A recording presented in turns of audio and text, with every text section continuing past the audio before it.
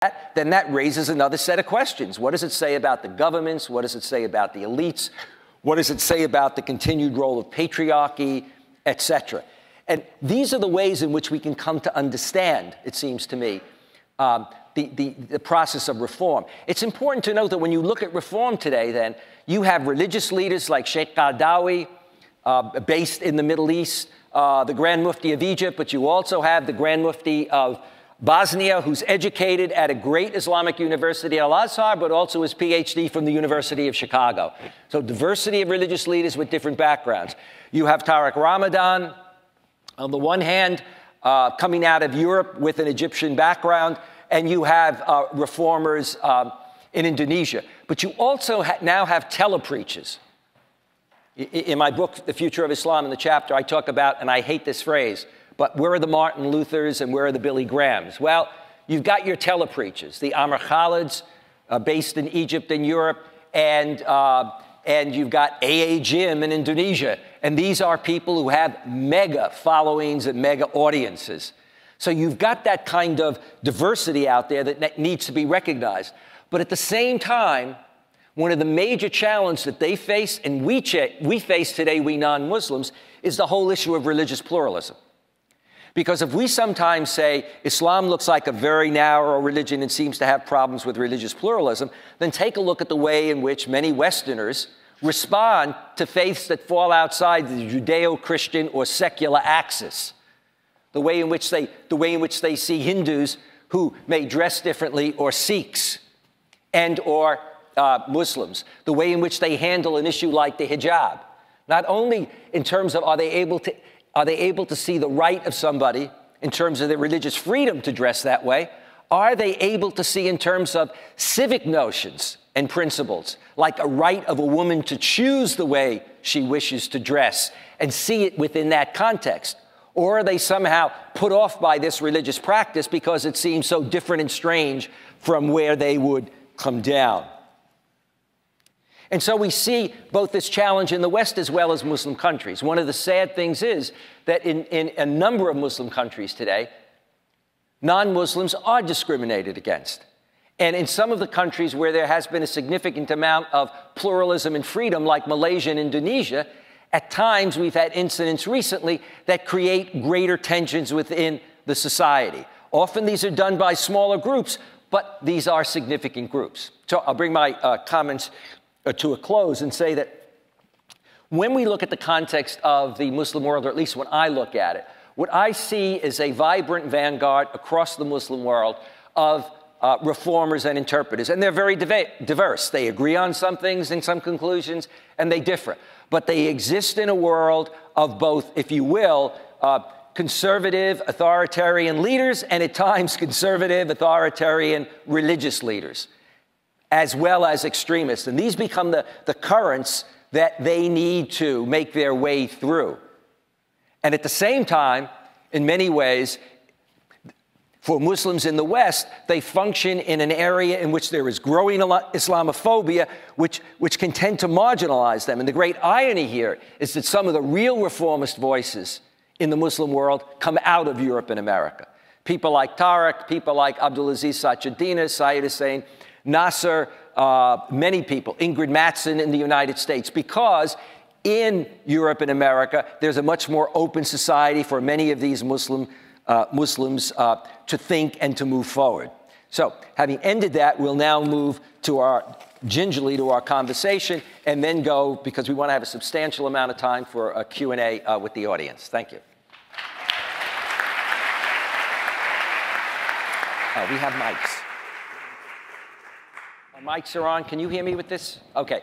Let me begin by asking Tariq,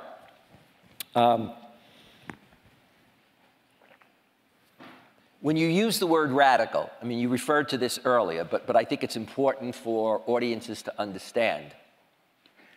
Talk a little bit more about what you mean by radical and why this is radical. Because clearly, with all the media that we're going to have and the people you're going to meet, it makes a great headline. You see, Tariq Ramadan calls for a radical Islam at Georgetown University. that means the two of us get to live overseas.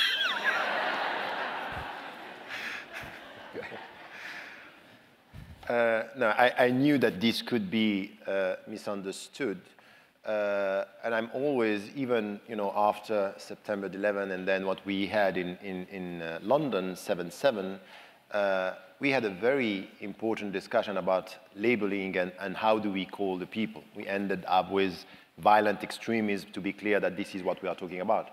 I don't have a problem with radical views in something which has to do with changes, the way we have to change our mindset, an intellectual revolution. This is what exactly I mean. A radical reform is for us to radically change the way we are dealing with the sources. And this is radical in a way which is, I'm challenging, in fact, the Muslims from within on both sides, so to speak. Because very often the Muslim scholars, some of them, I had discussions with Sheikh Ali Jum'a and Sheikh Al-Qardawi and others who had the impression that all my thinking is about challenging them by saying, you authority, it's not to be respected. I'm not saying this, and this is why it's very important for me to speak about respecting the tradition. But I'm challenging the kind of authority that they have, speaking about all the fields in all the situations and say, oh, this is halal, this is haram, this is the way it should be. I have a problem with this. But my main problem, in fact, is towards the Muslim communities and the Muslim majority countries. I'm challenging their silence by saying you cannot just blame the scholars not to do the job, while with all your knowledge, you are not coming with a vision in our specific sciences and expertise. And this is where I think it's quite important to radically change this, unquestioned authority of the scholars and passive silence of the followers. So it's in this way that I'm talking about a radical reform. And once again, all what you were saying about, ijtihad and reform, I think that this is a problem today, just to carry on your idea. The fact that the great majority, the mainstream today, you go wherever you want, in the Muslim majority countries as well as in the West, and you say, do we have to interpret the Quran? The mainstream would say yes. Would say yes. And what are the limits? We can discuss the limits, but the fundamentals is usul, no, this is immutable, we accept this. What are the limits is, this is why we have questions. The point is not only to interpret the text, which is now accepted, is in which way we read the text and in the light of the context that you are talking about. And this is where, for me, it's a problem, where in the classical tradition, something was implicitly there, which is not there today, which is the knowledge of the context, the knowledge of the people. For example, something like, the student of Ibn Taymiyyah, for example, Ibn al-Qayyim al-Jawziyah, when he was trying to list the qualification of a mujtahid, he said, halat al-nas, you should know what the people are living, what are the experiences, the society. And he said this was normal, just to be able. But now it's a superficial knowledge of a complex world ends up with you just adapting yourself and running. And this is where we use the same word, we don't have the same understanding. There's an issue that is faced today both by Muslims in the West and also an issue that many non-Muslims in the West identify or see as an issue. And that is the role of religion in life and even in the public square, in public life. And so, and it's not something that's completely new. For example, in polling, one finds that more than 50%, maybe close to 56% of Americans believe that America's laws should be based on the Bible, which is an interesting kind of discovery for many other Americans. But on the other hand, one need only look at debates in the last presidential campaign, and even before that, when it came to Supreme Court justices being appointed, to see these kinds of issues. But with regard to Islam and Muslims in particular, a concern that you see raised in Europe and America at times is, well, how are these Muslims really going to fit in? Because Islam is central to their life, because in some way or other they're going to want to follow Islamic law. And what does that mean? Are they going to want to implement Islamic law?